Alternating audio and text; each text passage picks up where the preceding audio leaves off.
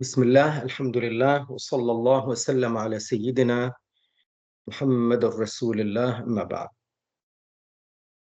Donc, nous sommes arrivés à ce chapitre, la page 18 de cette édition-là.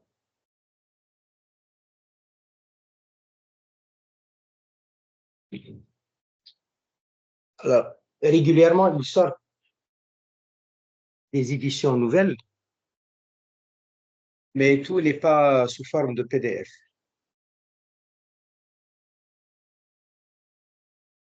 Quoi qu'il en soit, c'est les mêmes chapitres. Parfois, les termes changent un tout petit peu, ils ajustent, ils rectifient, ils peaufinent les traductions, mais on retombe pareil de toute façon.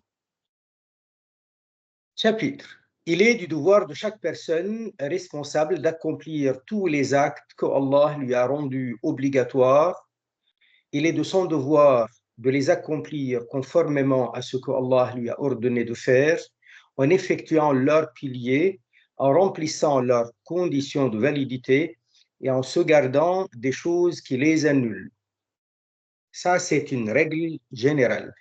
Ça, c'est une introduction parce que à partir de là, au-delà de cette introduction, nous allons entrer dans la pratique, les rituels, la purification et la prière, et il enchaîne avec le reste. Donc, il est du devoir de chaque personne responsable. Bien sûr, les obligations, c'est à partir de la responsabilité. La responsabilité, c'est à partir de la puberté, santé mentale, hein. Et bien entendu, on parle de ceux qui ont déjà entendu, qui ont déjà reçu l'appel à la foi. Mais là, nous sommes musulmans. Donc, non seulement nous sommes pubères et saints d'esprit, mais nous sommes déjà musulmans. C'est-à-dire que quand on est en train de parler des trois critères à partir desquels on est responsable vis-à-vis des lois de l'islam, il y a la puberté, la santé mentale, être sain d'esprit, santé mentale, donc c'est ça, et avoir reçu l'appel à la foi. Donc là, on est en train de parler de quelqu'un, potentiellement, en théorie, quelqu'un qui n'est pas musulman, qui ne connaît pas grand-chose de l'islam, et il entend, peut-être la première fois, de façon claire, les deux témoignages dans une langue qu'il comprend, développée ou pas développée. Donc là, il devient responsable. Là, en l'occurrence, nous sommes en train de parler de responsables de fait, parce que nous sommes déjà musulmans. Donc, accomplir tous les actes qu'Allah lui a rendus obligatoires. Donc, la question de la foi, principalement, les prières, le jeûne de Ramadan, az-zakat, etc. Il est de son devoir de les accomplir conformément à ce qu'Allah lui a ordonné de faire. On ne peut pas les faire comme bon nous semble. Il faut les faire conformément aux lois, en effectuant leurs piliers, en remplissant leurs conditions de validité et en se gardant des choses qui les annulent. Logique. Et donc, il est obligatoire de les apprendre. C'est ça la logique de la chose. Il est un devoir d'ordonner à celui qu'on voit en délaisser quelque chose ou qu'on voit les pratiquer d'une manière incorrecte, de les pratiquer de façon correcte. Bien sûr, ça c'est quand on peut. Moi, je vois tous les jours des gens qui font des fautes à la mosquée. Je n'ose pas forcément leur parler. Je n'ose pas forcément les aborder. Et pourtant, il y a le respect, imam, et, cheikh, etc. Parfois, on a cette appréhension parce qu'on connaît à quel point il y a de la négligence, de la fierté, de l'orgueil, etc. Donc, quand on peut, pas dans le sens qu'on va laisser faire, on n'a pas le droit de laisser faire. Et à chaque fois qu'on sent qu'on peut, il faut corriger. Bien sûr, correctement, sagement, de façon à, à, à se faire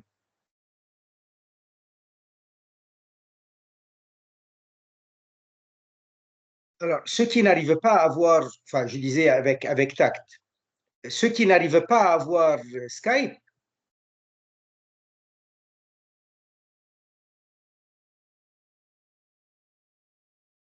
voilà, vas-y sur Teams.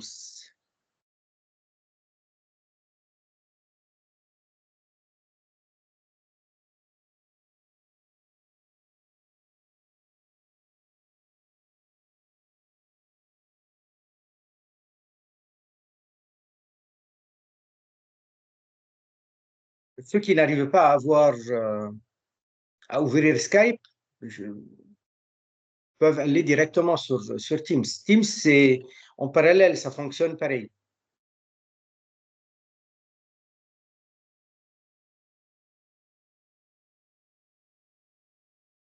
Un code, soit un code.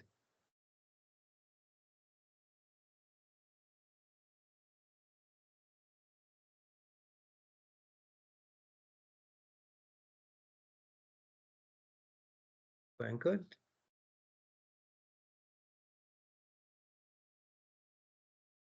Euh,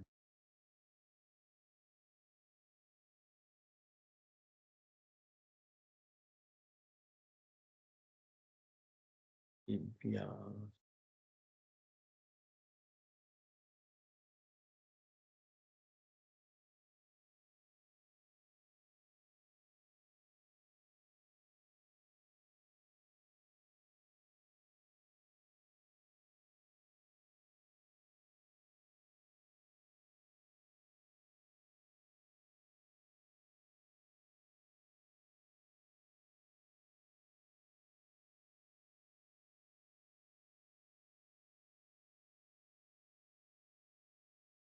est-ce qu'il y a un code?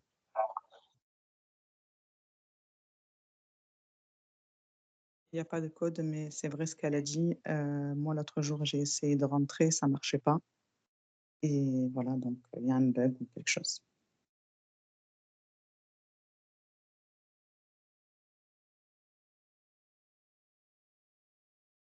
Alors,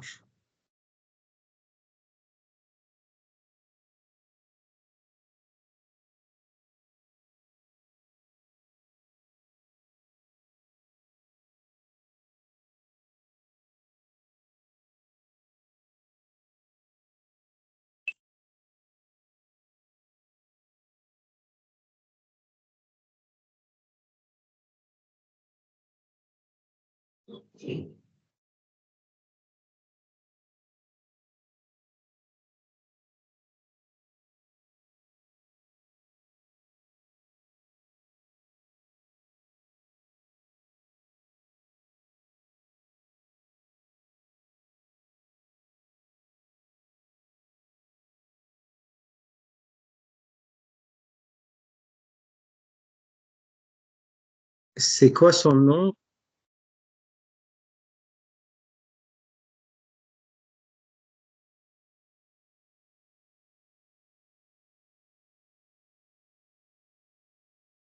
Ça y est, Karim, elle est dessus. Oui, ça y est, je suis là.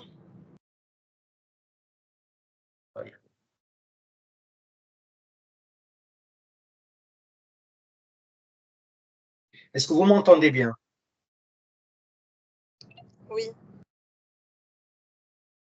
Oui,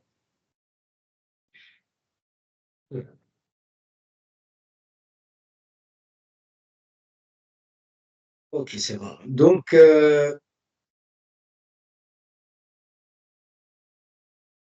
j'étais en train de parler des piliers en remplissant les conditions. Il est un devoir d'ordonner à celui qu'on voit en délaisser quelque chose ou qu'on voit les pratiquer. J'entends ma voix derrière moi. oui, il y a un écho. Parce qu'il y a les deux qui sont ouverts, Skype et l'autre.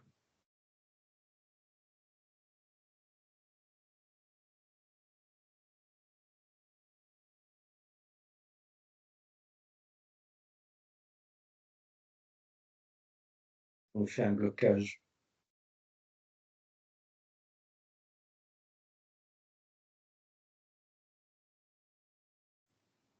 J'allais te dire, si tu quittes et que tu reprends, non, c'est pas possible. Peut-être c'est mieux. Non, non, non, je vais Nous, sur Teams, il n'y a pas essayer de trouver une d'écho. autre solution.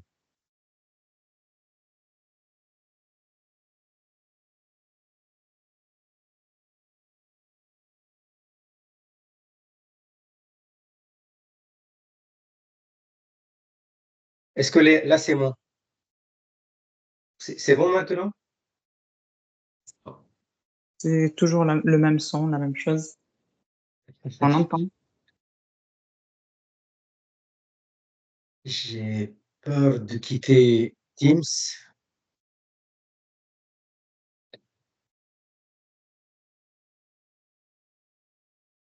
Personnellement, on entend, mais c'est pour toi si ça dérange et ça te fait un écho.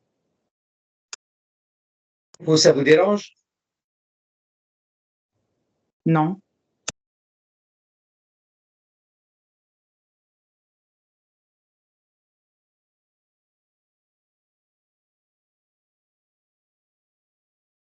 Là, vous m'entendez?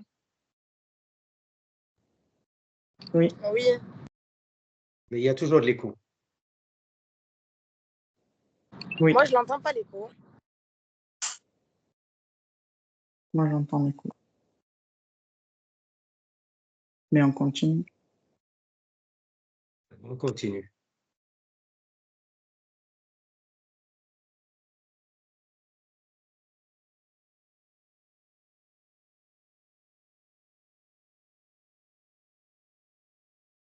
OK. Donc, c'est un devoir de... Donc, là, il nous introduit dans l'obligation d'apprendre. Vous entendez toujours? Oui, c'est mieux Tout le même. monde entend. Oui. Oui. Même ceux qui n'ont pas Skype.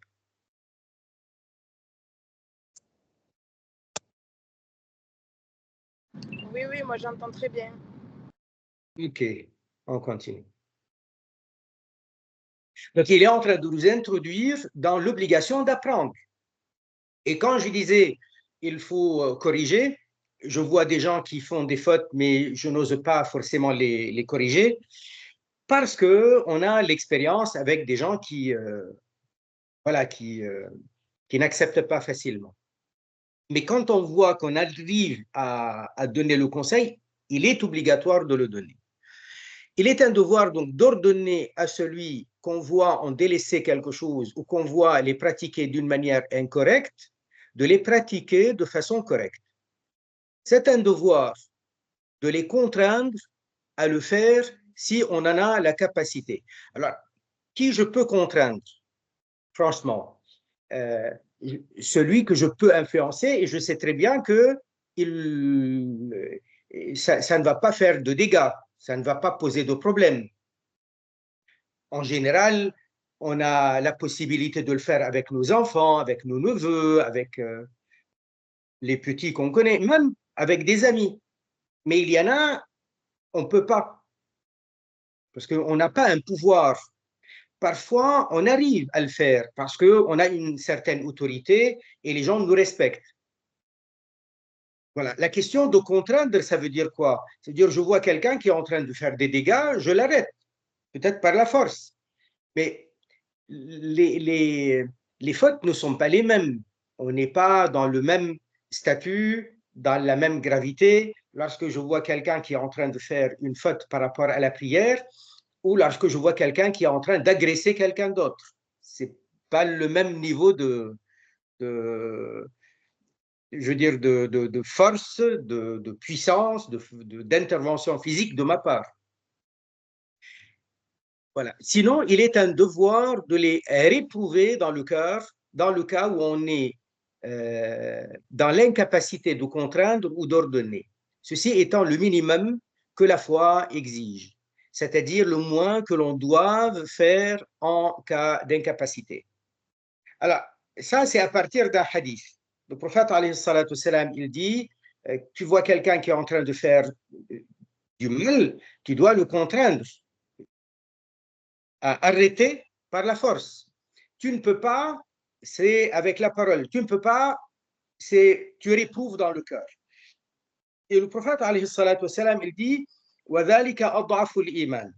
أَضْعَفُ الْإِيمَانِ, on ne le traduit pas au mot à mot. Parce qu'Adaf al-Iman, si je traduis mot à mot, ça veut dire la foi la plus faible. La foi, elle n'est pas faible du tout. La foi, elle est très forte. Dans ce cas-là, seulement on ne peut pas, physiquement on ne peut pas. Avec la parole, on ne peut pas. Et donc, ce n'est pas la foi qui est faible, c'est le minimum exigé par la foi. C'est le plus faible exigé par la foi. Ce n'est pas la foi la plus faible. La foi elle-même, elle n'a pas de problème. Il est un devoir de se garder de toutes les choses illicites. Alors, moi, je préfère se garder de toutes les choses illicites plutôt que du mot éviter toutes les choses illicites. Vous comprendrez. Parce que le mot éviter, quand vous êtes en train de donner conseil à quelqu'un et voilà, attention, ne fréquente pas un tel, il est un peu louche, on va lui dire évite-le. Il y a des choses qui peuvent nous causer des problèmes. On va dire évite d'aller dans tel ou tel endroit, évite de fréquenter des gens, évite de consommer trop de sucre, trop de sel. Bon, bref, évite. C'est dans le sens que, voilà, vaut mieux faire attention, ne pas trop tomber dedans sans calcul. C'est ça, éviter. C'est pour ça que j'aime pas quand. Enfin, ça ne veut pas dire que dans la langue française, le mot éviter n'est pas bon dans l'absolu. Mais dans le sens que ce que j'entends moi, quand quelqu'un me dit évite le sucre, évite trop de sel, évite le pain, évite, je ne sais pas, évite les boissons gazeuses, dans le sens que si tu en prends de temps en temps, ça va, mais évite, fais attention. Voilà. Donc, il est un devoir plutôt de s'éloigner de tout ce qui est illicite. Se garder de tout ce qui est illicite, ça va. Parce qu'il ne faut pas s'en approcher. De les interdire à celui qui les commet et de l'en empêcher par la contrainte si on en est capable. Sinon, il est un devoir de les réprouver par le cœur. Voilà. L'illicite est ce dont Allah, ça c'est le haram, le terme haram carrément, et ce dont Allah a menacé de châtiment celui qui le commet et a promis à celui qui le délaisse une récompense. Ça, c'est la définition de ce qui est haram. L'opposé, c'est l'obligation. L'obligation, c'est l'opposé total, exactement, en symétrie. Allah Ta'ala, il a promis des récompenses à celui qui accomplit l'obligation et il a menacé de châtiment celui qui délaisse l'obligation. Alors, entre les deux, il y a ce qu'on appelle recommandé. Alors, dans le recommandé, il y a c'est gradué. C'est gradué, ce n'est pas le même niveau de recommandation. On a ce qui est recommandé parce que le prophète alayhi salatu salam a insisté dessus, il le faisait régulièrement, mais ce n'est pas obligatoire. Et il y a ce qui est recommandé, le prophète alayhi salatu salam, il le faisait de temps en temps. Il y a ce qui est recommandé parce que c'est, comment dire, considéré comme une meilleure façon d'accomplir. On appelle ça les adab, les adab. Et on a aussi l'opposé de ce qui est recommandé, avec les graduations de ce qui est recommandé, on a ce qui est déconseillé. Et même dans ce qui est déconseillé, c'est gradué. Tout n'est pas au même niveau de déconseil. C'est déconseillé plus, déconseillé moins. En tout cas, ce qui est déconseillé n'est pas haram. Celui qui fait ce qui est déconseillé, il n'a pas commis de péché. Et même dans les obligations, il y a des niveaux. Les obligations ne sont pas au même degré. Et les interdits, le haram, n'est pas au même degré de gravité. En tout cas, que ce soit un petit péché ou un grand péché, il y a un point commun, c'est un péché. Et chaque péché, c'est susceptible d'un châtiment. Seulement voilà, quelqu'un qui arrive au jour dernier et sur son registre des mauvaises actions, il n'y a pas de grands péchés. Il n'y a que des petits péchés. Il y a des petits péchés, peut-être beaucoup, mais il n'y a pas de grands péchés. Eh bien, celui-là, il a la promesse d'être pardonné. Seulement, voilà, nous, hein, en ce qui nous concerne, nous ne sommes pas en mesure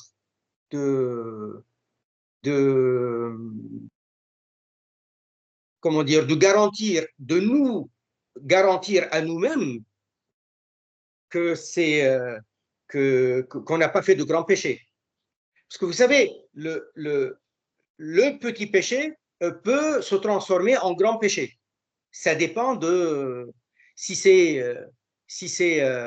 une perversité et on insiste dessus, et en parallèle, on n'a pas beaucoup de bonnes actions, eh bien, le petit péché peut prendre de l'ampleur au point de l'emporter sur les bonnes actions.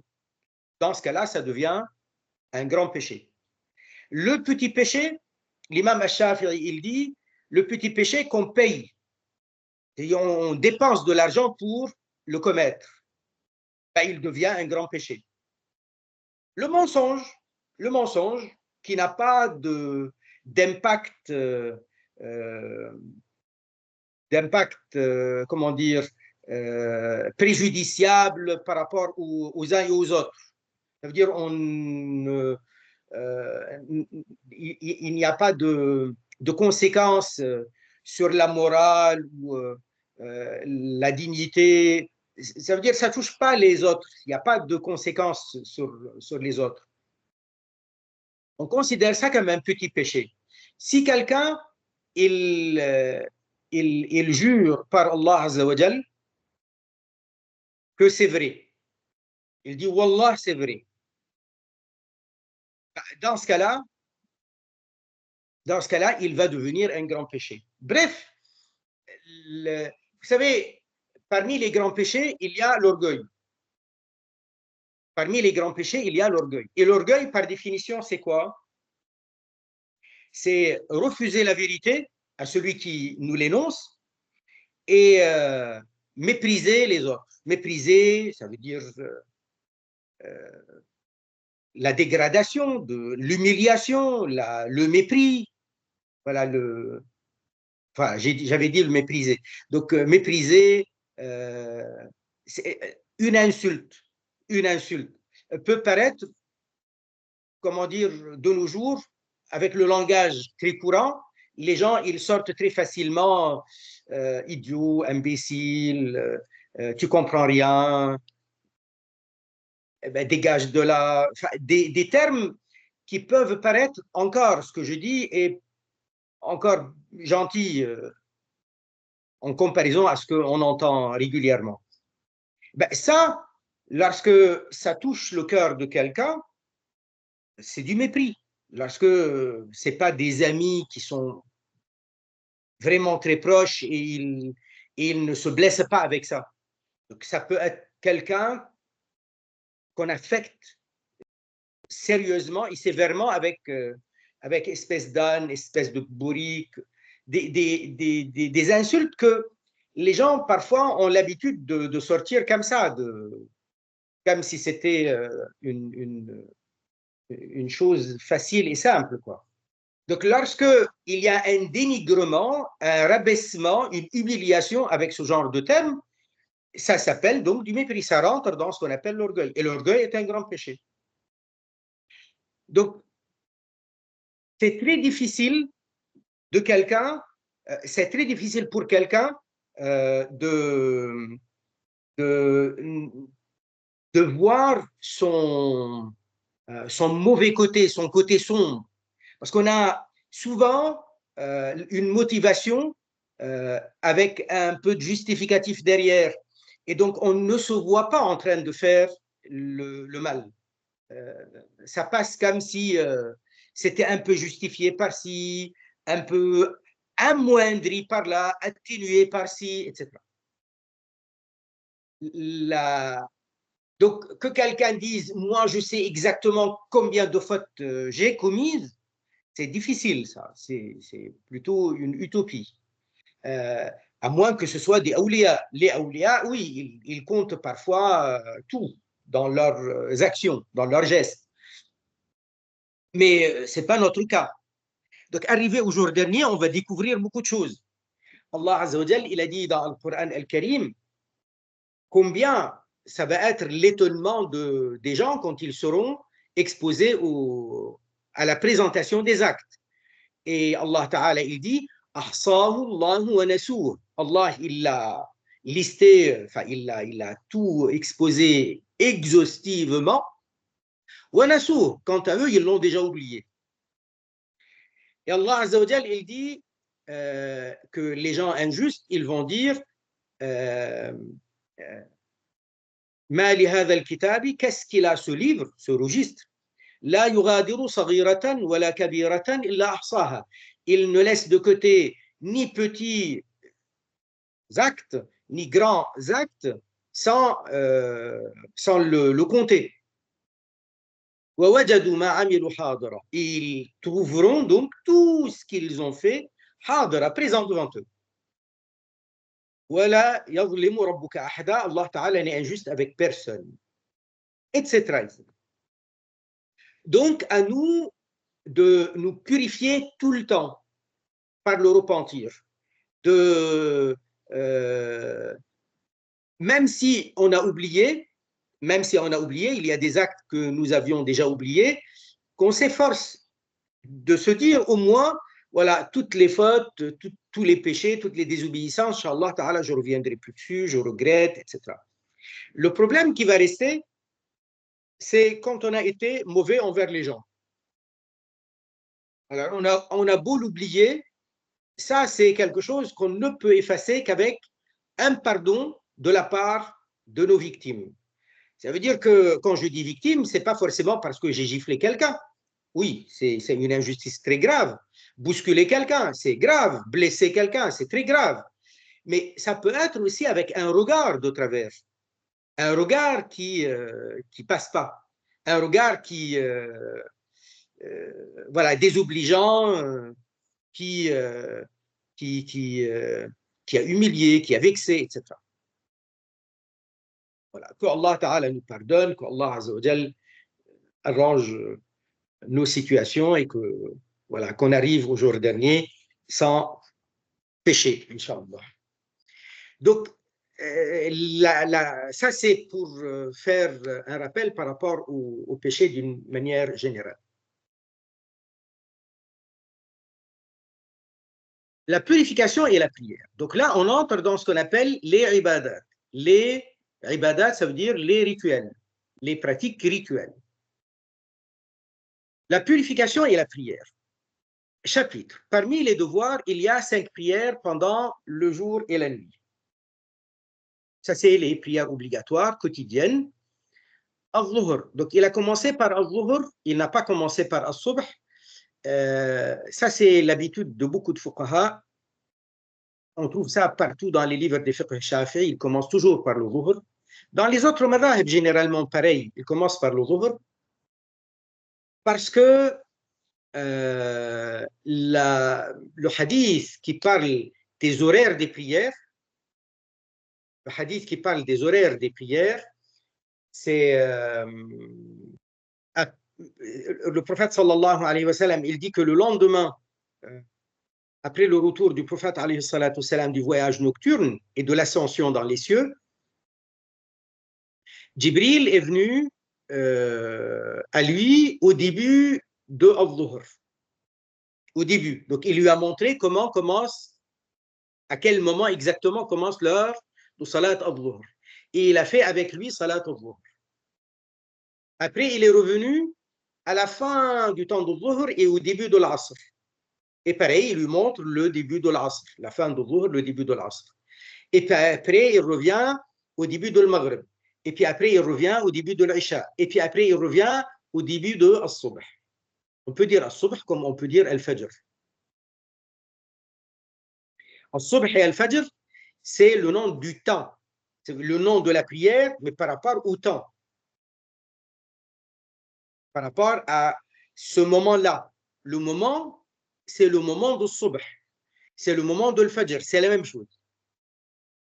Et le lendemain encore, il est revenu, et cette fois-ci, c'était à la fin du temps de Dhuhr.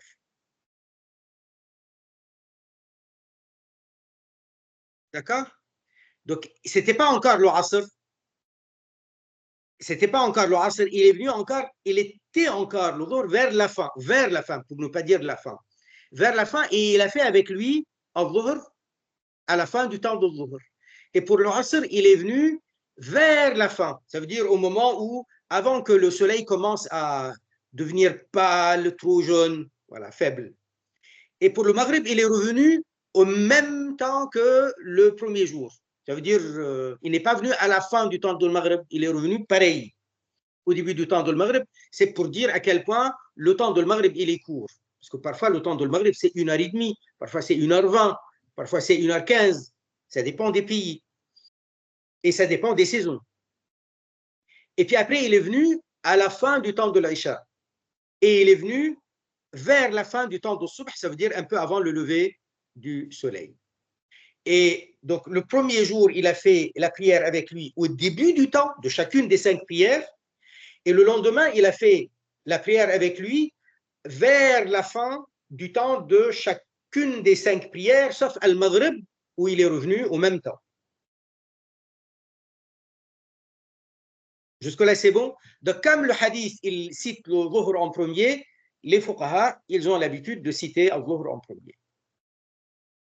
Son temps commence lorsque le soleil s'écarte du milieu du ciel et dure jusqu'à ce que l'ombre d'un objet atteigne une longueur égale à la hauteur de l'objet, plus la longueur de l'ombre à la culmination du soleil. Voilà. Je vais vous expliquer ce que ça veut dire. Son temps commence lorsque le soleil s'écarte du milieu du ciel. Jusque-là. Jusque-là. S'écarte du milieu du ciel. Ça veut dire que le soleil venant de l'est, du point du lever à l'est, il se lève, il continue sa trajectoire jusqu'à arriver à un moment donné au milieu de sa trajectoire. Le milieu de sa trajectoire, c'est ça ce qu'il appelle la culmination du soleil. Ça veut dire il culmine, il est au milieu, il est au plus haut point de la voûte céleste. C'est comme une voûte. Le ciel, c'est comme une voûte. C'est comme un dôme, une coupole. Lorsque le soleil il arrive au milieu de la trajectoire, ce point-là, on l'appelle le point zénith. C'est là où il a culminé. C'est là où il est arrivé au point le plus haut de la voûte céleste. Voilà, par rapport à nous, relativement à nous. Ça, ce moment-là, ce n'est pas encore l'heure de Dhuhr. Ça, c'est l'heure du zénith. Après, le soleil, il continue. Le soleil, il continue sa trajectoire. Lorsqu'il aura quitté le zénith, nous, on le remarque sur l'ombre. Nous, on ne peut pas remarquer ça en regardant directement le ciel, le soleil. Parce que ce moment-là, c'est le moment où il brille le plus. Et donc, on ne peut pas trop regarder, on ne peut pas regarder les yeux ouverts longtemps. Enfin, peine on ouvre, puis après, on est obligé de fermer les yeux. Par contre, on remarque ça sur l'ombre. Pendant que le soleil, il est encore dans sa trajectoire avant d'arriver au zénith. Il est encore du côté est. Donc là, l'ombre des objets, c'est à l'opposé, c'est du côté ouest. Lorsqu'il arrive au zénith, là, l'ombre, elle est la plus courte de toute la journée. Elle est très courte et parfois elle disparaît totalement. Ça dépend des saisons. Parce que le soleil, il est presque perpendiculaire. il est un petit peu écarté, mais il est presque perpendiculaire parce qu'il est le plus proche, donc il est presque perpendiculaire. Lorsque le Soleil il s'écarte du zénith, là, on va remarquer ça sur l'ombre. L'ombre va s'écarter vers le côté est. Ça ne va pas à l'est directement. C'est comme, vous connaissez certainement le principe des horloges solaires, c'est ça.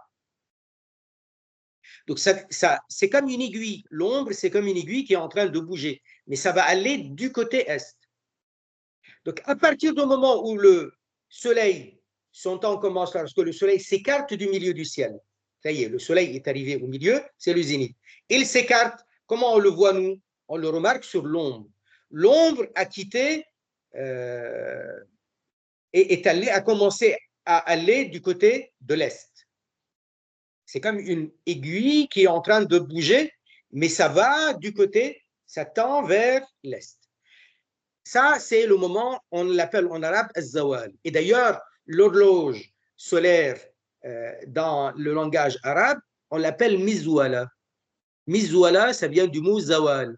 Zawal, ça vient du verbe zalat ash-shams. Ça veut dire le soleil a décliné. Il s'est écarté du milieu du ciel. C'est al-mizwala. Quand vous allez dans les grandes mosquées, dans les capitales du monde arabe, les vieilles mosquées, comme par exemple si vous allez à la mosquée de l'Qirawan, la mosquée de Zaytouna, les grandes mosquées dans les grandes villes, il y a dans la cour, il y a toujours une cour, et dans la cour, vers, pas forcément le milieu, il y a une structure, et on voit bien qu'il y a un genre c'est un appareil, mais en fait c'est avec de la ferraille et avec quelque chose de gradué devant, un plan gradué, et ça c'est ce qu'on appelle al-mizwala, et ça c'est avec ça qu'ils reconnaissaient l'heure de dhuhr, l'heure de l'asr.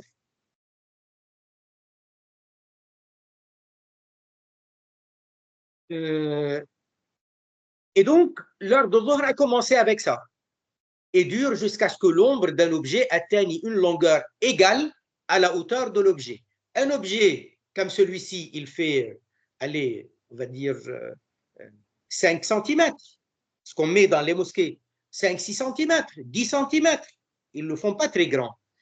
Et donc le plan est censé reprendre, donc on va retrouver l'ombre, elle est toute courte au moment du zénith, et elle reprend de la longueur petit à petit jusqu'à arriver à la longueur de l'objet, plus la longueur qui était restée au moment du zénith, et là on se trouve dans le début de l'heure de Al-Asr, la fin de l'Dhuhr et le début de Al-Asr.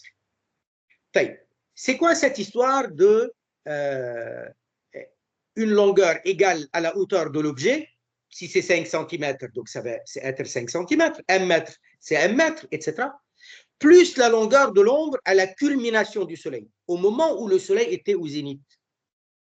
Au moment où le soleil il est au zénith, on peut le reconnaître. Il y a une définition qui dit que le moment où le soleil il est au zénith, donc il est au point culminant dans la voûte céleste.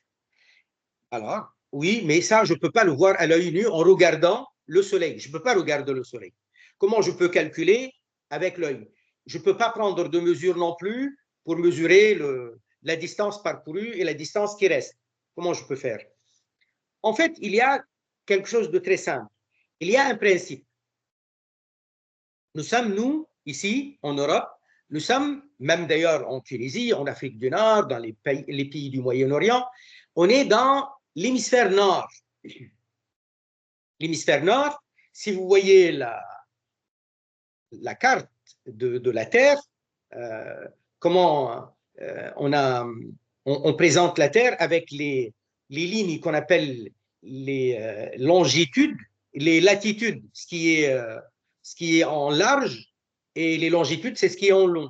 Ce qui est en long, vous le voyez sur les cartes, ça c'est pour reconnaître le décalage horaire. Et les latitudes, c'est les lignes imaginaires pour reconnaître d'un côté, premièrement, principalement, le milieu, c'est ce qu'on appelle l'équateur. Et Voilà. Donc, l'équateur, c'est ça qui nous intéresse maintenant. Lorsque le soleil il se lève à l'est, il est en réalité perpendiculaire au-dessus de l'équateur. Quand il est en train de faire sa trajectoire de l'est jusqu'à l'ouest, il est perpendiculaire au-dessus de l'équateur. Mais nous, on est dans l'hémisphère nord. On est dans l'hémisphère nord. Ça veut dire qu'en réalité, le soleil, il est plus au sud que nous. Il est plus au sud que nous. Ça veut dire qu'au moment où il est au zénith, il est un peu vers le sud. Quand je plante mon stylo ou une aiguille ou un objet quelconque, ou moi-même je me pointe, je me mets sous le soleil, mon ombre au moment du zénith, elle est exactement alignée en direction du nord. En direction du nord, le nord géographique. Donc, si moi je ne sais pas si c'est vraiment le moment du zénith ou un peu avant ou un peu après, je peux le savoir avec une boussole, je sais où ça se trouve, le nord. Et je trace au sol, ou je trace sur l'objet, le plan, la feuille, et je sais exactement où est la direction du nord. Lorsque l'ombre s'aligne à la direction du nord, c'est le zénith. Et à ce moment-là, il me faut mesurer la longueur de l'ombre de l'objet à ce moment-là. Moi, j'ai planté, par exemple, une aiguille. L'aiguille, elle fait, allez, on va dire 3 cm, pas plus. Et au moment du zénith, je trouve qu'elle fait, on va dire, un demi-centimètre. L'ombre fait un demi-centimètre. Alors, je garde en mémoire que l'ombre de l'aiguille au moment du zénith, je sais que c'était l'ombre du zénith parce que ce moment-là, à cet instant-là, l'ombre était alignée en direction du nord, exactement le nord. Et donc, ça était l'ombre la plus courte de toute la journée. Lorsque je vois que l'ombre a commencé à se décaler en allant vers le côté est, je sais que le soleil est allé du côté ouest. Donc, c'est l'heure de Dhuhr. Mais je sais que cette aiguille de 3 cm, son ombre au moment du zénith, c'était un demi-centimètre, pas plus. Donc, lorsque je veux savoir à quel moment finir le Dhuhr, prendra fin le Dhuhr, ça sera au moment, comme c'était 3 cm, je vais me retrouver avec une ombre de la longueur de 3 cm plus et demi. 3 cm et demi. Ça veut dire la longueur de l'aiguille plus la longueur de l'ombre qui était au moment de la culmination du soleil. Est-ce que c'est clair?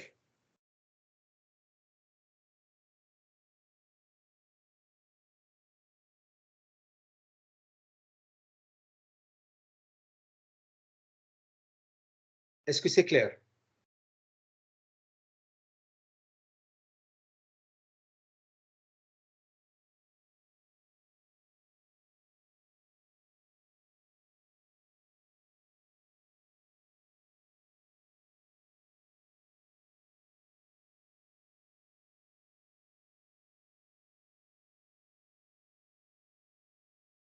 Personne ne me répond. J'espère que c'est clair. Le Asr maintenant. Bah, Son en temps fait, si, commence à... c'est clair, mais je pense que ça sera plus actif avec un dessin ou un schéma. Enfin, je sais pas si tu vois ce que je veux dire. Écoutez, je vais vous envoyer une vidéo que j'ai déjà faite. Ouais, je veux bien, moi. Voilà. Elle est là.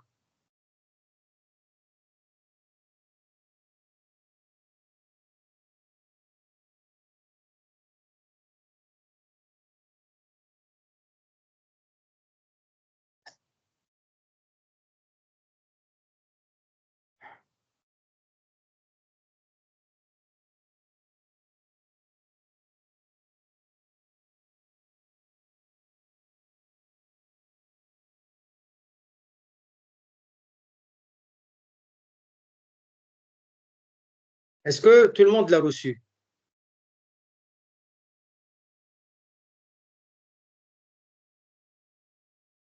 Même sur Teams, vous l'avez reçu?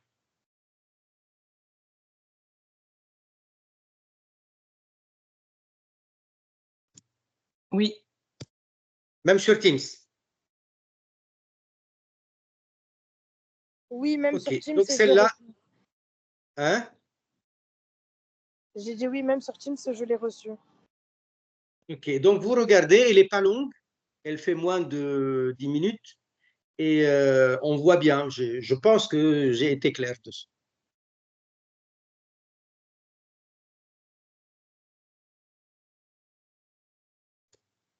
Barakallahu fik.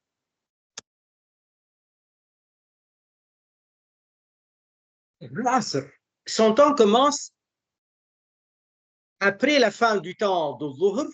Une fois que le temps de Dhuhr est fini, le temps de l'Asr aurait commencé. Il n'y a pas un temps intermédiaire. Fini Dhuhr, l'Asr a commencé. Et se prolonge jusqu'à la disparition du disque solaire. Parce que si on, voilà, ça continue jusqu'au Maghreb.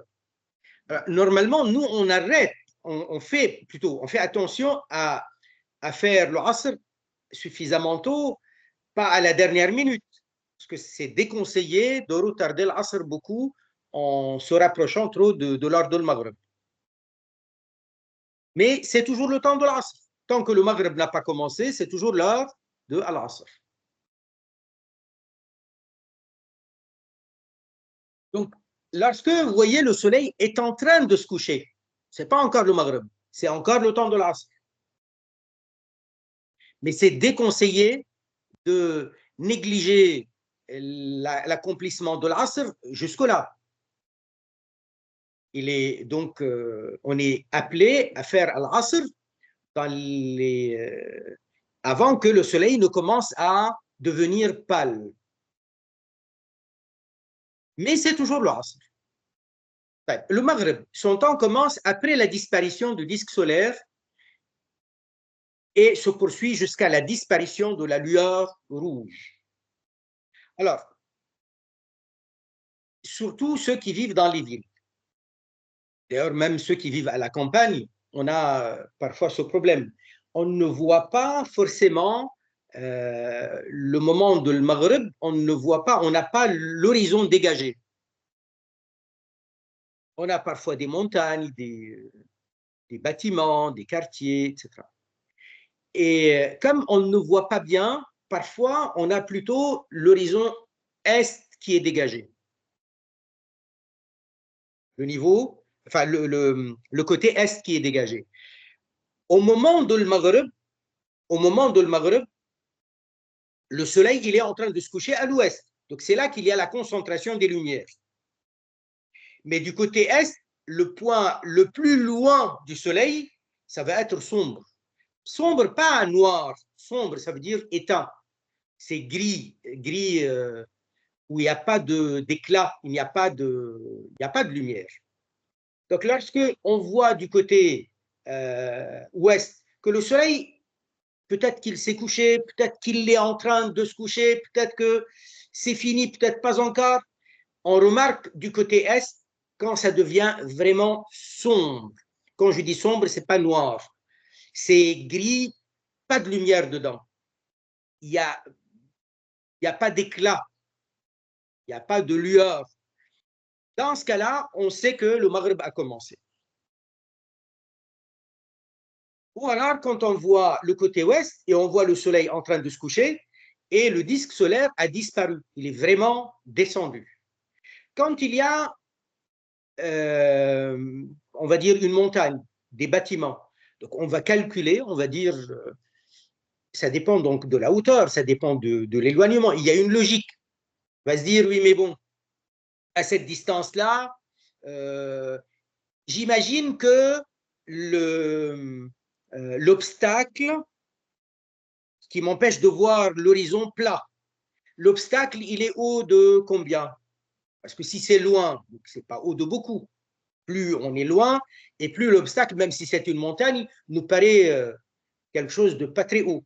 Donc, ça prendrait combien de temps pour que, si l'horizon était plat, le soleil aura disparu déjà sous l'horizon. 1 minute, ben, je prendrai 1 minute. 2 minutes, je prendrai 2 minutes. C'est logique, il y a une logique dans le calcul dans ce cas-là. Si jamais il y a un obstacle qui voilà, qui fait que l'horizon pour nous, c'est pas vraiment plat. Donc le temps de Maghreb commence après la disparition du disque solaire et se poursuit jusqu'à la disparition de la lueur rouge. Donc je reviens au côté ouest. Le côté ouest, au moment où le soleil s'est couché, c'est là qu'il y a la concentration des lumières. Donc on voit que le ciel, il est encore éclairé. C'est normal, c'est tout à fait normal. C'est pas encore le Isha. Donc au moment de le Maghreb, oui, effectivement, le ciel est encore éclairé. Mais la clarté s'atténue. Petit à petit, ça s'atténue. Donc les lueurs, les petites, comment dire, parties, les parcelles de la lumière qui étaient étalées dans le ciel, le soleil, il est en train de les appeler. Donc, ça suit et ça disparaît petit à petit du ciel jusqu'à arriver à un moment donné où il ne reste que la lueur rougeâtre du côté ouest. Jusque-là, c'est encore le temps de Al-Maghreb. Au moment où il n'y a plus de rougeâtre, le Maghreb est fini et le Isha aura commencé. Le Isha, son temps commence après la fin du temps de Maghreb, ça veut dire au moment où la lueur rougeâtre aura disparu, et dure jusqu'à l'apparition de l'aube véritable. L'aube véritable ou le Fajr véritable ou le Subh véritable. Tous les deux termes sont bons. Le mot Fajr, le mot Subh, ce n'est pas le nom de la prière, ça c'est en tout cas d'après les Shafi'iyya. On ne considère pas que la prière s'appelle As-Subh parce qu'elle s'appelle As-Subh. Mais c'est parce qu'elle prend l'appellation du temps. C'est le temps de l'Fajr, c'est le temps de Subh. As-Subh, ça veut dire que la clarté commence. D'ailleurs, d'où le prénom Sabah. Sabah, c'est la matinée, parce que Asbaha yusbihu, ça veut dire la clarté, ça y est, c'est étalé, c'est propagé. On dit Asbaha Sabah. Et le Fajr, c'est la même chose, parce que le Fajr, ça vient du mot Infajara yanfajiru, ça veut dire exploser ou éclore. Parce que dans la nuit, tout est sombre, tout est noir. Et au moment de le Fajr, on a l'impression que il y a que voilà, c'est c'est comme ça, c'est exactement le verbe éclore quoi, c'est un peu comme s'il y a une petite explosion quoi. Et la lumière donc paf apparaît, mais c'est horizontal. Son temps commence à la fin du temps de Al-Isha et lorsqu'il parle de l'aube véritable, c'est à l'horizon est, c'est une clarté, mais horizontale. Elle n'est pas verticale. Et c'est pourquoi il a parlé de l'aube véritable, parce que 20 minutes, 30 minutes avant, il peut y avoir ce qu'on appelle le phénomène de l'aube faux, le fajr faux, qui est une lumière verticale. Et puis après qui finit par disparaître et de nouveau on retombe dans une obscurité plus intense encore. Donc il est du devoir d'accomplir ses obligations dans leur temps, pas avant. Pour tout musulman pubère, saint d'esprit et pur ici, ça parle uniquement des femmes. Pur ici, ça parle uniquement des femmes. Ça veut dire la femme, elle est pure du saignement, des règles ou des louchis. Donc, parce que si elle a les règles ou les louchis, elle n'est pas dans l'obligation de faire la prière et elle n'a même pas le droit de le faire. Donc, elle est exclue de l'obligation. Elle n'est pas concernée par l'obligation. De la même manière que celui qui n'est pas pubère, il n'est pas concerné par l'obligation, eh bien, la femme qui n'a pas sa propreté par rapport à ce saignement-là, précis, particulier, des règles ou des louchis, elle n'est pas concernée par l'obligation.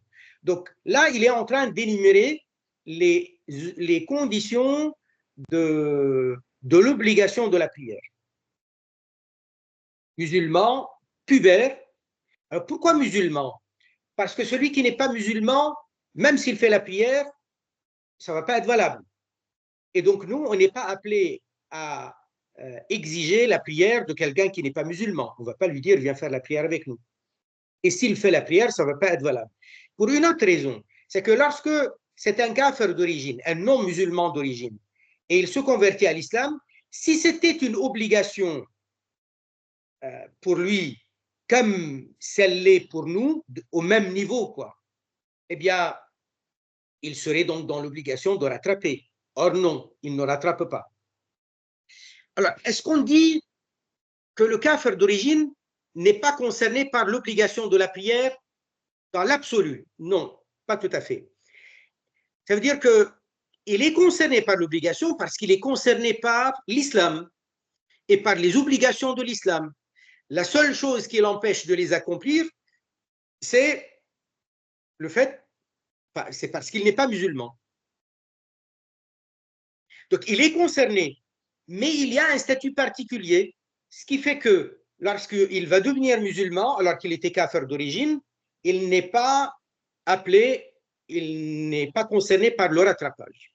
Ce n'est pas comme un apostat où il est concerné par le rattrapage d'après le madhab de l'imam al-Shafi'i.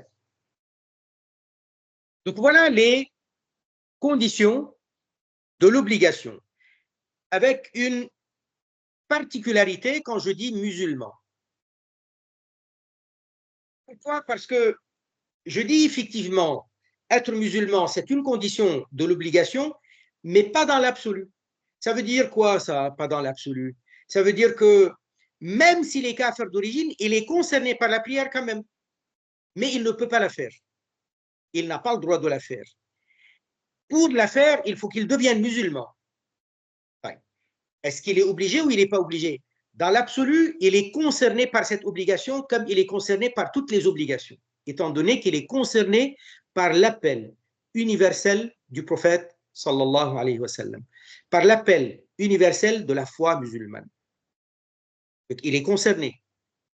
Mais comme il est kafir d'origine, et comme lorsqu'il deviendra musulman, il n'est pas concerné par le rattrapage, on dit condition d'obligation être musulman. Vous voyez? Donc, lorsque quelqu'un qui est kafir d'origine, il continue kafir jusqu'à la fin de sa vie, il meurt et il ira en enfer pour l'éternité. Parmi les péchés pour lesquels il va être puni, non seulement le kufr, non seulement d'avoir bu de l'alcool, non seulement d'avoir commis l'adultère, non seulement pas pour avoir menti ou pour avoir frappé ou insulté, mais aussi pour avoir manqué la prière. Et on lui dira, tu aurais pu faire la prière si tu étais devenu musulman. Tu as manqué cette obligation et la chose qui a entravé à cette pratique, c'est ton statut de kafir. La même chose pour le jeûne de Ramadan, pour le pèlerinage, pour le zakat, etc. Très bien. Donc, pubère, ça c'est dans l'absolu, c'est universel. Qui n'est pas pubère n'est pas concerné par les obligations. Seulement, voilà, un enfant de 7 ans, on lui apprend à faire la prière. Lorsqu'il arrive à l'âge de 10 ans, on le corrige, on l'oblige à faire la prière. Alors qu'à 7 ans, 8 ans, on est encore dans le conseil, s'il te plaît, viens apprendre. Et d'ailleurs, il y en a qui commencent à apprendre le Coran par cœur, même avant. Et ils arrivent à l'âge de 10, 12 ans, ils ont déjà le Coran par cœur. Tout ça, c'est l'éducation. Mais cette éducation, c'est une obligation qui incombe aux parents, aux tuteurs, aux responsables des enfants, pas l'enfant lui-même. L'enfant lui-même, c'est normal, on est en train de l'éduquer, il va écouter, mais il n'y a pas de péché qui s'inscrive contre lui. Voilà. Saint d'esprit, c'est la santé mentale. Quelqu'un qui est fou, il n'est pas concerné par les obligations ou les péchés. Pur, on a dit que ça concerne uniquement les femmes. Uniquement les femmes. C'est-à-dire autre que la femme qui a les règles et celle qui a le sang des lochis. Par conséquent, il est interdit de les anticiper ou de les retarder sans excuse valable. Alors, on le détaillera, Inch'Allah, tout ça dimanche prochain. Barakallahu fikum. Subhanallah walhamdulillah.